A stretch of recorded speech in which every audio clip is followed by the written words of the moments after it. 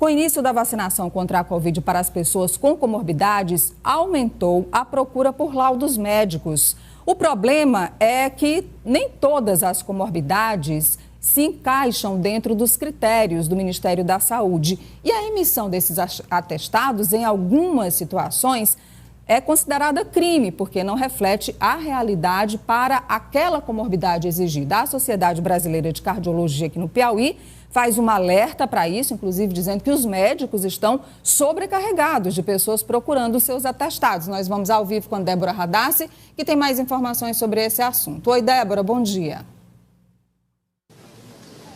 Oi, Nádia, bom dia a você e a todos que acompanham a Notícia da Manhã. Nádia, quanto mais tem vacinas para o público com comorbidades, aumenta aí a corrida para o laudo dos médicos para que essas pessoas possam se vacinar. Eu vou conversar agora com o Dr. Luiz Bezerra, que é presidente da Sociedade Brasileira de Cardiologia no Piauí, para falar sobre este assunto. Dr. Luiz, bom dia. Bom dia. Essas pessoas estão buscando mais as clínicas especializadas em cardiologia justamente para comprovar a hipertensão e a níveis que essas pessoas possam sim ser vacinadas? Bom dia. Bom dia, Nádia, bom dia a todos. Sim, nós percebemos um grande aumento no número de pessoas procurando as clínicas para que sejam atestadas as suas comorbidades para o uso da vacinação.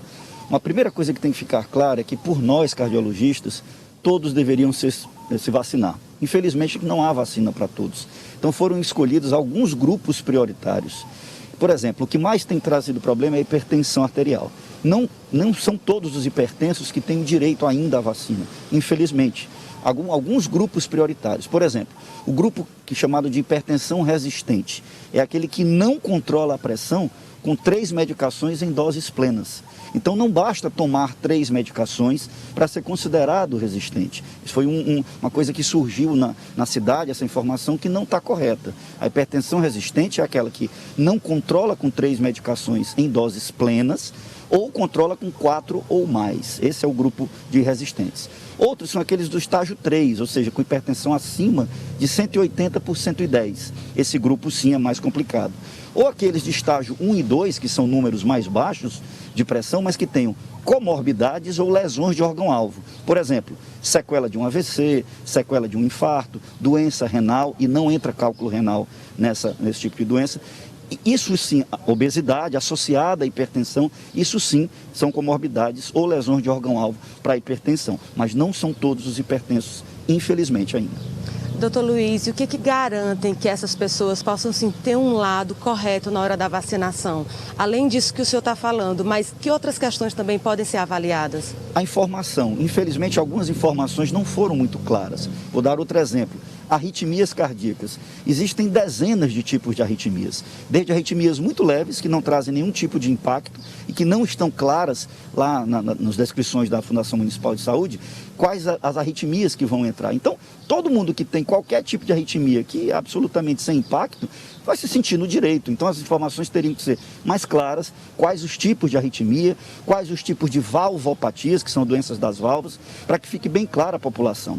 E uma coisa que tem que ficar muito clara é que o seu médico não pode atestar aquilo que não é verdade. Não peça ao seu médico para ele aumentar o número de remédios, para ele atestar algo que ele não possa, porque isso pode implicá-lo de forma ética e criminal, inclusive. O Código Penal traz a legislação específica para laudo médico falso. Então, infelizmente, tem acontecido isso, nós temos ouvido relatos. Não peça isso ao seu médico, ele não pode fazer. Ele não vai lhe dar o laudo, não por desumanidade ou porque não quer que você se vacine, é porque, infelizmente, um laudo falso vai comprometê-lo e fazer faltar vacina para aquele que realmente precisa. Lamentavelmente, nós não temos a vacina para todos. É o que nós cardiologistas e nós da Sociedade de Cardiologia gostaríamos. Acho que não teve um público que sofreu mais na pandemia do que os profissionais de saúde. Mas, infelizmente, não há vacina para todos ainda. Esperamos que em breve todos possam ser vacinados, todos os hipertensos, mas no momento só alguns grupos prioritários. A Nádia tem uma pergunta, pois não, Nádia? Doutor Luiz, bom dia. De fato, né? A gente sabe que quanto mais gente vacinada, melhor, aumenta a proteção, mas infelizmente não temos vacina para todo mundo. A gente sabe que para furar a fila não dá certo. É um constrangimento também para os próprios médicos quando o paciente chega e pede um laudo médico que não cabe dentro das condições exigidas. Eu sei que o senhor é cardiologista, mas tem muita gente com casos de pré-diabetes pedindo também laudo médico. Isso se encaixa dentro dos critérios aí do Ministério da Saúde, doutor? Infelizmente ainda não. Os pré-diabéticos ainda não estão encaixados no grupo de prioridade. Os diabéticos sim. Uma coisa que tem que ser lembrada é que existem doenças muito associadas. Por exemplo, um cidadão que tem obesidade e diabetes. Esse paciente, mesmo que ele não tenha obesidade mórbida, ele pode sim se vacinar pelo fato do diabetes. Então, há aí sim uma análise individual de cada caso que é necessária. Pré-diabetes, infelizmente, ainda não entrou no grupo prioritário. Como eu disse, nós gostaríamos que sim, mas infelizmente são regras estabelecidas que nós não podemos passar por cima. Obrigada, doutor Luiz, pelas informações. Agradeço. E é isso, Nádia, vamos ficar atentos e que isso não possa acontecer, como o doutor frisou bem sobre a questão das fraudes, e para que não falte vacina para quem realmente tem a comorbidade que precisa, Nádia.